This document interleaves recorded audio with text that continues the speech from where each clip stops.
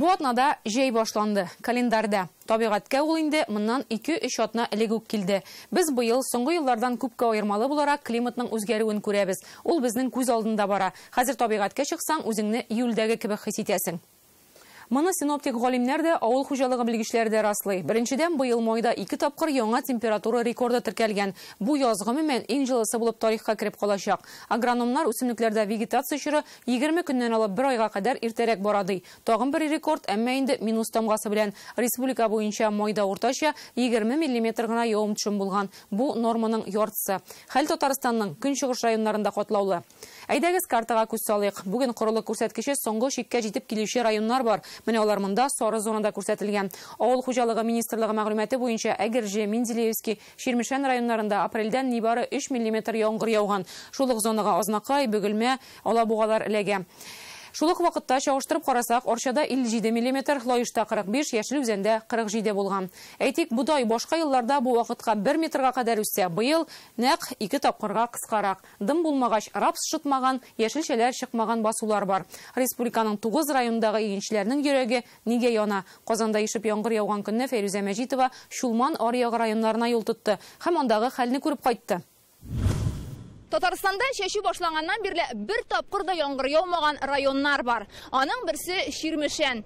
Менә бу басуда арпаны 6 апрельдә шәшкән булганнар. Һәм үсентеләргә дым җитмәү күзгә күренеп тора. Җир яргаланган. Бер тамчы яңгырсыз шытып чыккан үсентеләрнең тамырлары зәгыйф. Алар көчле сабак үстерә алмый. Димәк, уңыш көткәннән 2 тапкыр кимрәк булачак диләр. Моның тармаклануында 3-4 не бирә. Булыр иде ул 7 тармактан торыры. И формированиесе да бөтен төрле булыры. Да бөтеннәстә балагыдан тора. Дым җитмәгәч, рапс яртылаш кына чыккан. Шушы 3,5 гектарда чәчелгән үсентеләрнең 50% бөтенләй тишелмәгән. Хәзер монда менә шундый ярылган кара туфраклы җир генә. Шытып чыкканнарның тамырларын казып карыйлар, тик өметле түгел. Технологияларны теге саулыда итәбез, ләкин теге уже менә шул җил сәбәпле, яңгыр булмау сәбәпле тоже туктала шулай үзенә күрә. Менә бу җил без опрыскиваниегә чыга алмыйбыз, газ кертелмибез. Менә шундый үзенә күрә авырлыклары бар инде. Быелгы елны бигрәк тә шундый авыр ситуация. Ширмешән районының барлык басуларында да җәй буена менә шундый җилле һава торышы секундына 25 метрга җитә. Ул бер яктан явам дип килгән яңгыр болытларын да куып җибәрә, икенче яктан туфрактан дымны суыра. Камераны да селкетә торган җил монда. Бу Оренбург турбасы дип аталган республикадагы махсус шундый җилле зона. Мөслим, Азнакай, Баулы районнары аша уза. Нәкъ шушы һәм Актаныш, Әгерҗе районнарына корылык куркынычы яныйда. Татарстан картасы бүген 2 төстә. Яшел ягында явым-төшем җитәрлек, сары белән күрсәтелгәннәрендә яңгыр сирәк ява. Гомумән алганда быел май аенда яңгырлар нормадан 2 тапкыр кимрәк була. Бүген республикадагы 2 800 000 гектар шәчелек җирләрнең яртысында иген үсеше тоткарлана. Менә бүгенге секендә бу безнең паемы көзге будай борчак астына чәчелгән иде, көздән инде бөтен удобрениялар кергән. Бүгенге секендә ул 40 см. Ул булырга тиеш бүгенге секендә 1 метр былтыр булган, 1 метрда 10 см былтыр явымнар булган дәвердә. Шушы ук язгы будай басуларын Әлки районында эзләп таптык, чагыштырып карыйбыз. Восток зернопродукт җәмгыяте бу. Үсентеләр монда Ширмешәнгә караганда 10 см бигрәк.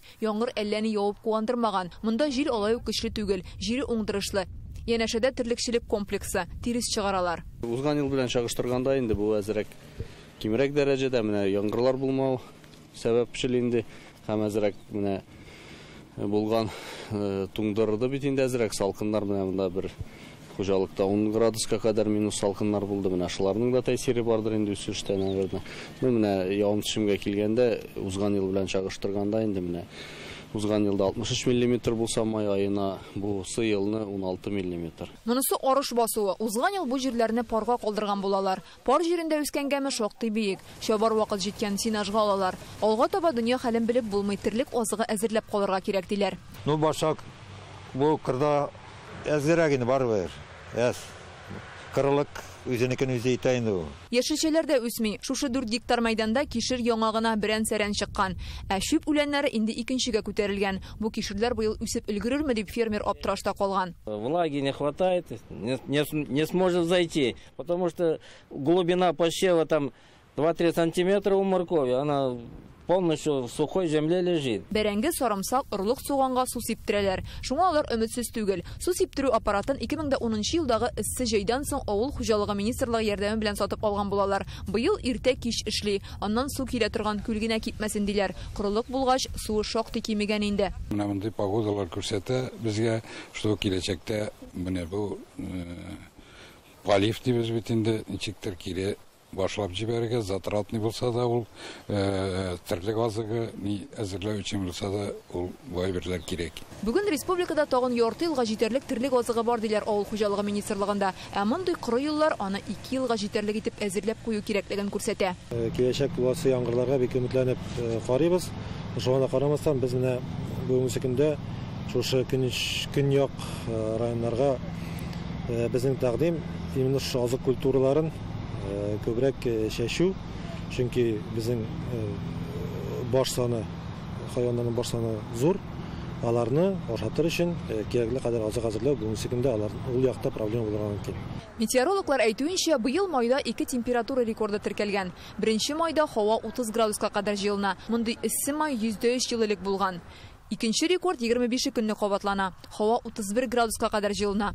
Апрель айы буенча уртача һава температурасы узган елларга караганда 5 градуска җылырак һәм озак вакытка антициклон урнаша. Хәзерге вакытта безнең климат шушы глобальный потепление аркасында ул нервозный дип атала, чөнки бездә күп куркыныч явлениялар барлык күзәтелә. Блокирующий антициклоннар да алар 30 елга бер күзәтелгән булса, хәзер алар ешайдылар. Бу да инде менә глобальный потепление нәтиҗәсендә дип атала.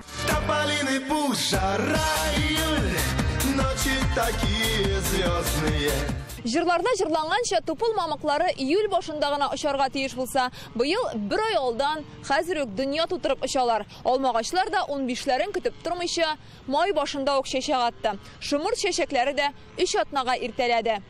Башка елларда бу вакытта әле атарга да уйламаган болын чәчәкләре, әйтик, зәңгәр кыңгыраулар менә нинди булып үскән инде. Галимнәр һәм авыл хуҗалыгы белгечләре быел республикада үсемлекләрнең вегетация, ягъни үсеш чоры 20 көннән алып 1 айга кадәр иртәрәк бара диләр. Басуларда күрергә мөмкин инде арашның чәчәк ата башлаган.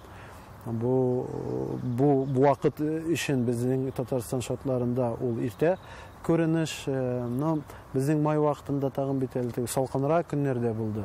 Җәй булай барса, бәлки без бер атна 10 көнгә урып җыю эшләренә иртәрәк тә керешербез. Уракка кадәр яңгыр явып, игеннәр үсеп китәр, нәтиҗәдә уңыш алай ук начар булмас дип өметләнә игенчеләр. Синоптиклар июнь аенда явым-төшем нормада булачак дип вәгъдә итә. Галимнәр фермерларга, басуларга, корылыкка чыдам орлыкларны утыртырга киңәш итә.